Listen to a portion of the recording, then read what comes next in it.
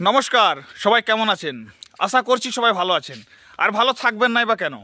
84 লক্ষ জনই পরে মানুষ জন্ম পেয়েছেন, একটু আনন্দ উপভোগ করলেন।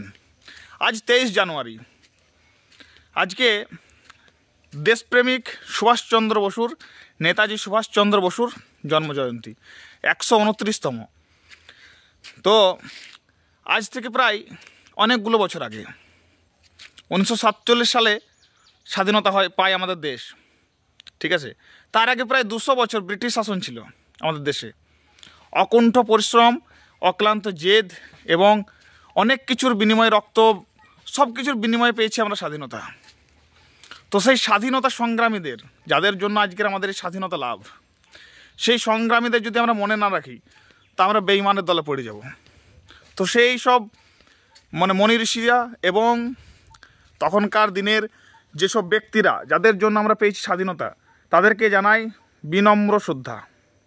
তো সেই 1947 সালের আগে 200 বছর ভারত পরাধীন ছিল, প্রায় 200 বছর পরাধীন ছিল, ঠিক আছে। মির্জাফর সিরাজউদ্দৌলার আমলে থেকে প্রায় 200 বছর, 1947 পর্যন্ত প্রায় 200 বছর আমাদের দেশ পরাধীন ছিল। তো 1893 সালের 23 জানুয়ারি উড়িষ্যার কটক শহরে জন্ম নেন এমন একজন ব্যক্তি, যাকে আমরা নেতাজি নামে চিনি। তার বাবার নাম জানকীনাথ বসু এবং মা হচ্ছেন প্রভাবতী দেবী, যার মৃত্যুটা আজও রহস্যময়, কেউ উন্মুক্ত করতে পারেনি। তার বিভিন্ন সংগ্রামের দ্বারা, আজাদ হিন্দ ফৌজ থেকে শুরু করে বিভিন্ন সংগ্রামের দ্বারা বিভিন্ন লোককে একত্রিত করার জন্য আমরা পেয়েছি স্বাধীনতা।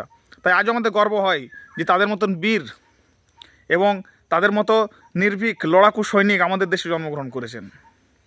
এবং আজকে তার 129তম জন্মজয়ন্তীতে আমার বাবা এগ্রিকালচার অ্যান্ড মোটিভেশনের ইউটিউব পেজের পক্ষ থেকে অনেক অনেক অনেক অনেক শুভকামনা এবং বিনম্র শ্রদ্ধা। তো সেই জানকীনাথ বসুর ছেলে বা নেতাজি সুভাষচন্দ্র বসু, আপনি যাই বলবেন, তার আজকে জন্মজয়ন্তী।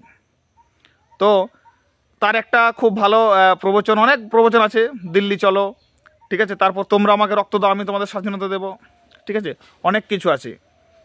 এবং যার বিনিময়ে আমার অক্লান্ত পরিশ্রম করে, ঠিক আছে, আমাদেরকে এনে দিয়েছে স্বাধীনতা।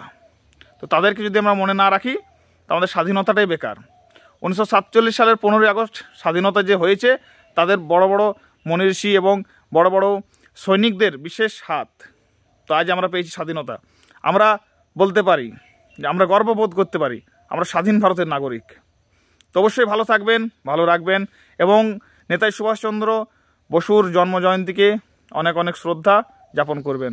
ধন্যবাদ, ভালো থাকবেন। দেখা হবে নতুন কোনো ভিডিওতে। ততক্ষণের জন্য ধন্যবাদ।